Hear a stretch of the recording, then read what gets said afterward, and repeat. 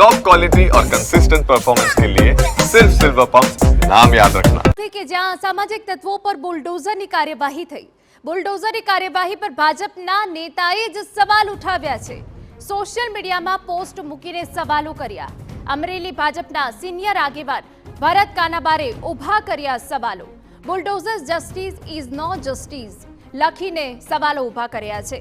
એક વ્યક્તિ ગુનેગાર હોય તો તેની સજા આખા પરિવારને આપવી કેટલી વ્યાજબી તેવો સવાલ પણ કર્યો છે.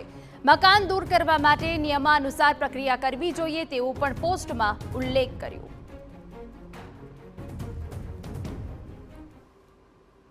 સાથે સાથે એવું જોવા મળ્યું કે ઘણી બધી જગ્યાએ જે ગુનેગારો છે એમની સામે કાયદેસરનું જે કાર્યવાહી થતી હોય એમને સજા થાય એ માટે પોલીસ તંત્ર ચોક્કસપણે ન્યાયિક કોર્ટમાં કાર્યવાહી કરે એ બધું સમજી શકાય, પણ એમના પરિવારોના ઘર તોડીને એમના પર બુલડોઝર ચલાવીને મને લાગે એમને બેઘર કરવાની જે વાત છે એ કુદરતી ન્યાયના સિદ્ધાંતની વિરુદ્ધ છે. આપણે મધ્યયુગમાં જીવતા નથી અને ખાસ કરીને એમના સમગ્ર પરિવારને એ ગુનેગારના કૃત્યોનો દંડ દેવો મને લાગે કોઈ પણ દૃષ્ટિએ વ્યાજબી નથી. કોંગ્રેસ નેતા વિરજી ઠુમ્મરે પણ પ્રતિક્રિયા આપી. એક ગુનેગારના કારણે પરિવારને બેઘર કરવા મુદ્દે નારાજગી વ્યક્ત કરી. ભાજપ નેતા ભરત કાનાબારે ઉઠાવેલા પ્રશ્નને વિરજી ઠુમ્મરનું સમર્થન.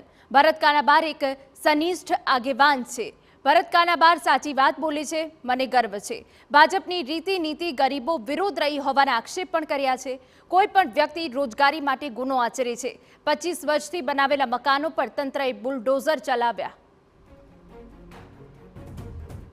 ભારતીય જનતા પાર્ટીના એક સનિષ્ઠ આગેવાન તરીકે સાચી વાત હંમેશા બોલતા રહ્યા છે અને એનો મને ગર્વ છે. મેં સાથે પણ જનતા દળમાં કામ કરી ચૂક્યા છે.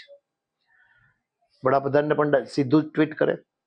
આજે એમણે ગરીબ માણસોની ચિંતા કરી છે, અભિનંદન પાત્ર છે.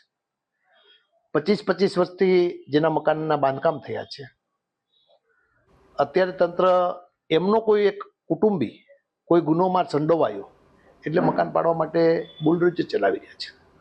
ગુંડાગીરી પકડવી હોય તો પકડે. વિધાનસભામાં ધારાસભ્યો બેઠા છે, એમાં 50% ભાજપના ગુંડા છે.